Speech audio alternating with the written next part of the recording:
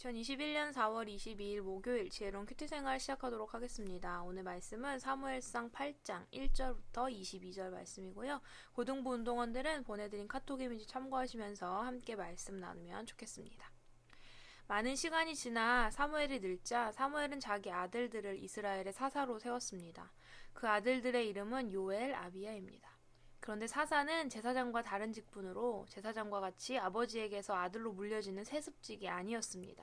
사사는 하나님이 선택한 자입니다.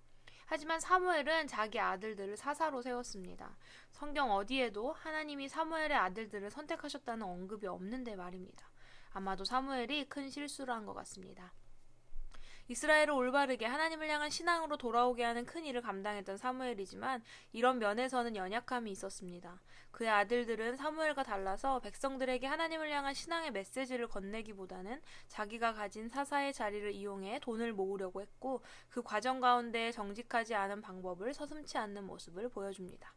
이러한 실수가 오늘 본문 5절의 내용, 이제 당신은 늙었고 당신의 아들들은 당신처럼 살지 않습니다처럼 이스라엘 백성들이 왕을 요구하도록 만들었습니다.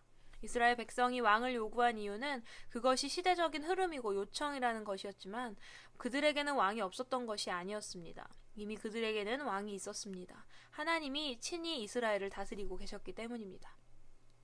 그들이 왕을 요구하는 이유는 시대의 흐름에 맞춰간다는 허울 좋은 핑계일 뿐 하나님의 다스림과 통치에서 벗어나려는 시도였습니다. 사무엘은 백성의 요구에 어떤 대답을 해야 할까요? 사무엘은 이 상황을 하나님께 아뢰입니다. 하나님은 사무엘을 통해 왕이 세워지고 난 후 일어날 위험에 대해 경고하십니다. 왕을 세움으로 인해 반드시 그들이 치를 대가가 있다는 것을 경고하신 것입니다. 그 경고의 내용은 첫 번째, 왕은 전쟁을 위한 군대를 유지하기 위해 백성들의 아들들을 빼앗아 갈 것이다. 두 번째, 왕은 자신의 아래에 많은 신하를 둘 것인데 이들은 모두 백성들의 아들들로 그들을 자신의 일을 감당하는 심부름꾼으로 삼을 것이다.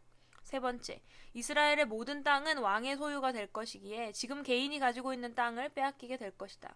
네 번째, 모든 백성은 왕의 종이 될 것이다. 다섯 번째, 결국 백성은 그들이 세운 왕 때문에 눈물로 하나님께 부르짖게 될 것이다 라는 내용이었습니다.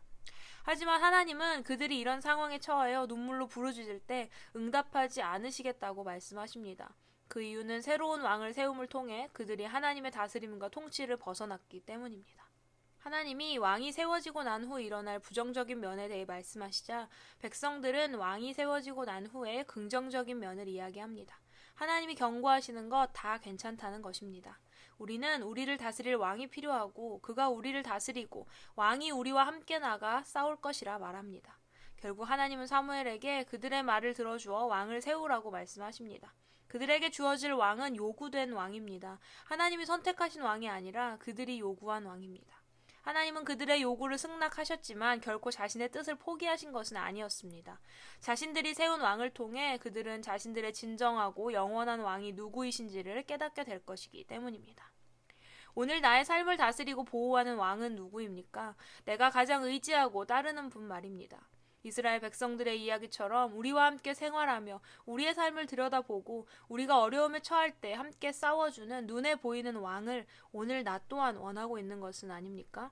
보이지도 않고 느껴지지도 않고 현실적인 상황 속에 나타나지 않는 하나님보다는 현실적으로 나를 도울 수 있는, 내게 용기를 주고 힘이 되는, 보여지고 만져지는 세상의 것들을 따르고 또 의지하고 있는 나의 모습은 아닙니까?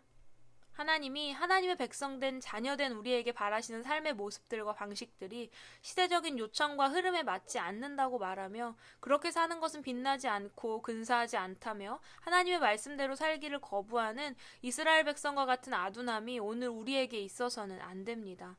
우리는 나의 삶에 하나님의 다스리심과 역사가 늘 함께 하실 수 있도록 왕의 자리, 가장 소중한 자리를 하나님께 내어드리는 삶을 살아가야 합니다. 이런 삶이 세상의 기준, 세상의 요구, 세상의 흐름과 맞지 않아도 상관없습니다. 우리는 세상의 자녀가 아닌 하나님의 백성, 하나님의 자녀이기 때문입니다. 오늘 내가 하나님을 믿는 이유, 교회에 나와 예배하는 이유가 그저 죽음 이후에 천국으로 가기 위한 구원을 얻기 위한 것이 아니기를 바랍니다.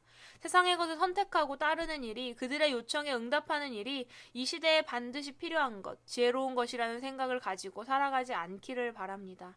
하나님의 자녀답게, 하나님의 백성답게, 하나님 한 분만으로 만족하는 삶, 하나님이 내 인생의 주인이자 왕 되심을 인정하며 그에 합당한 삶의 모습과 순종으로 살아가는 우리 고등부 운동원들의 삶이 되기를 소망합니다. 지혜로운 큐티 생활 149번째 시간이었습니다. 하나님의 백성, 자녀라는 이름으로 살아가고 있지만 정작 우리의 삶은 하나님을 내 인생의 주인, 왕으로 인정하지 못하고 있는 것 같습니다. 오늘 이 말씀을 통해 그 어떤 것이 아닌 하나님 한 분만으로 만족하는 삶이 될 수 있기를 바라봅니다. 오늘의 퀴즈 드립니다. 첫 번째, 이스라엘 백성들이 사무엘을 찾아와 왕을 달라고 한 이유는 무엇이었나요? 두 번째, 하나님이 왕을 세워달라는 백성들의 요구를 받아들이신 이유는 무엇인가요? 세 번째, 오늘 말씀을 통해 나에게 주신 하나님의 뜻은 무엇인가요? 오늘 말씀을 통해 하나님은 나에게 어떤 마음을 주셨고 어떤 기도를 하게 하시나요? 내용을 자유롭게 나누어 보고 꼭 기도해 보세요. 우리는 내일도 지혜로운 큐티 생활로 함께 만나도록 하겠습니다. 샬롬.